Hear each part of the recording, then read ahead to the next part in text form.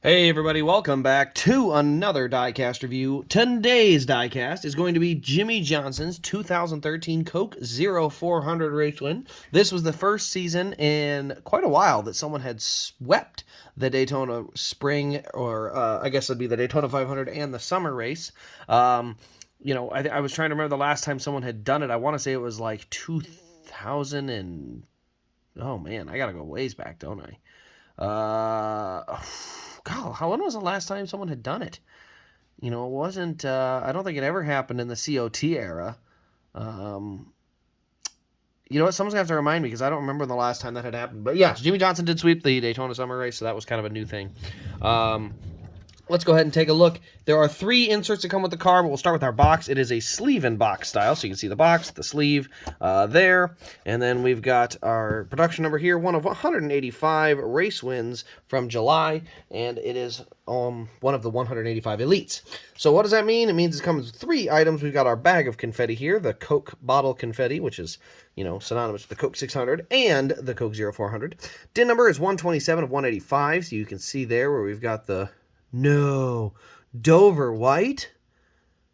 Daytona 400, weird. I don't know why I call it Dover White. It kind of freaked me out that I had the wrong car here. But I don't. It's the Dover White Daytona car, so whatever.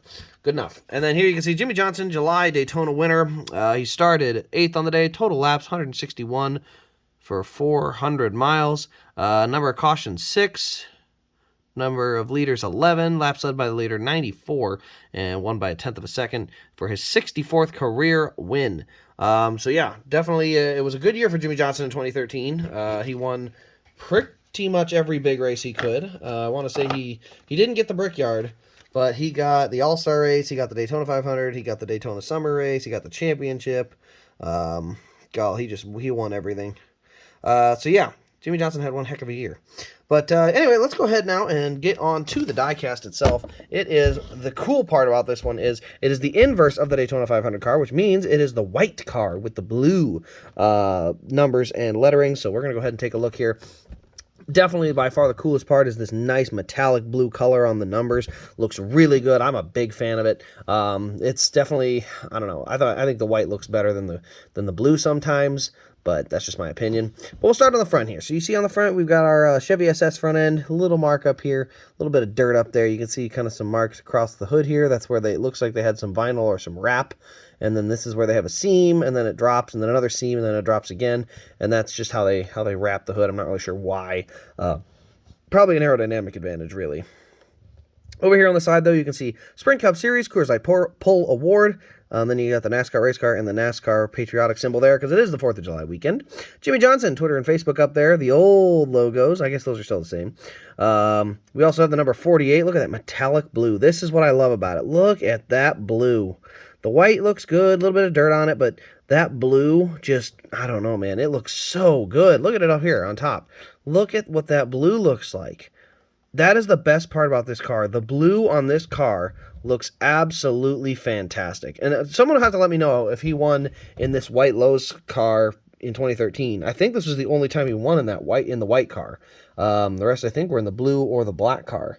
So I thought this was the only one in the white, but I could be wrong. But anyway, we got the Lowe's logo back here in that metallic blue as well. We got Quaker State. We got the American Ethanol Ring. Confetti here. You can see sprinkled all over the back of the car. And then you got a little bit of a mark right there on the corner panel. As we go to the back of the car, DIN number is 127. You can see that there. The Coke bottle confetti on the rear window and the rear deck lid there. See the metallic blue Lowe's logo there. Lowe's never stop improving. More Coke bottle confetti on the deck or on the rear of the car here. Go ahead and pop the trunk open here. You can see we've got our tethers, the brace, and the the fuel cell in the back here. So we do have that detail as well. Go ahead and get that closed. We'll put it back over here, tip it upside down, and boom, you can see we do have our 2 tethers here attached to the roof flap. Both roof flaps do have that as well. We got Johnson on the front windshield and 2 Chevy emblems, one on each side.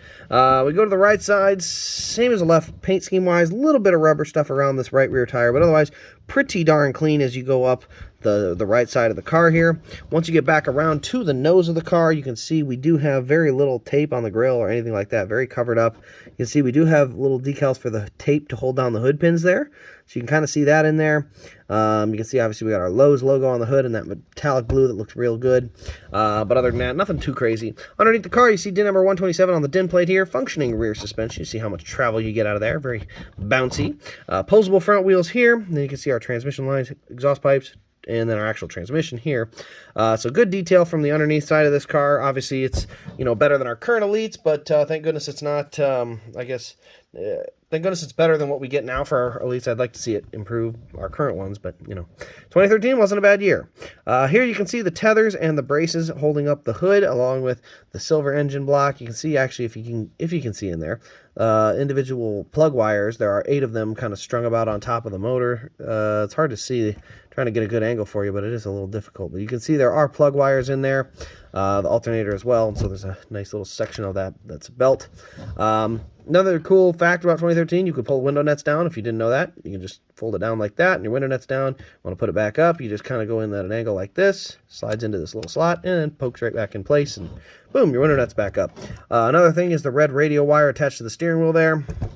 But overall, the car really is not a overly damaged car as far as a raced version. It's not like super crunched up anywhere. But man, the paint scheme is so cool, and it's obviously pretty unique, being he didn't win in this color scheme very often at all. I can't remember any of them in 2013 on newer. Maybe a couple in 2012, but just a really good looking paint scheme. Obviously, Daytona Summer Race. Daytona cars are always pretty cool. So, other than that, though, guys, that's really all I have to show for today. I hope you guys have enjoyed the Diecast review. Let me know your thoughts in the comments below. Turn on the bell and subscribe for more Diecast content. Other than that, this has been Race Craze.